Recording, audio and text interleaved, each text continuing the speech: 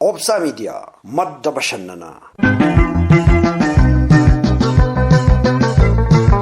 Mirgamoo bita. Dubbiin na fakkaata faallaa koo hojjeta kaabaaf kibba ejjeta lukaan bargaafata michuu keeti jechaa kijiba fakkeessaa na ajjeesuuf jecha waraana qaqeessaa dhara anaan taane kan ofirraa jigse wareegama meeqaan kakaraarraa makse.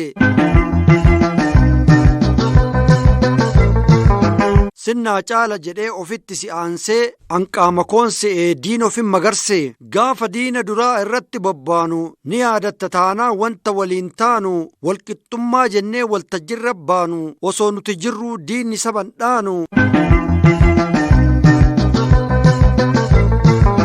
Adaadiinni lamaa kaasiif achaanu tokko yoo kuffifne hin dhabnu masaanuu nu bulchuuf qophaayaa afaan mummuxatee mishaa achi dhiibaa hamaa maxxanfatee fedhii sabaa malee eenyu bulcha laata mee haqanaa himaa kun mirgamoo bita. Maqaa misoomaatiin maallaqa guurataa qabsaa'ota dhugaa kabalaasaa dhiitaa harkaaf lukaan deemaa saba burjaajessaa yoo ol ka'an taa'aa lolan jalaa dheessaa daba argeen dhiisuu qeerransi ni harqaa baraan wareegamuun kun bitamoo mirga.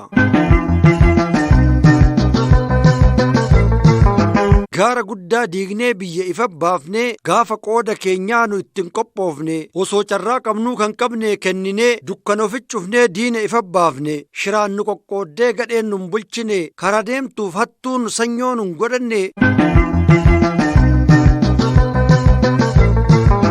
Rabbi maraa argaa mirga jennaan bita bita jennaan mirga si ilbaanyi ka hojjatte mita sanyii natti himaa kun mirgamoo bita.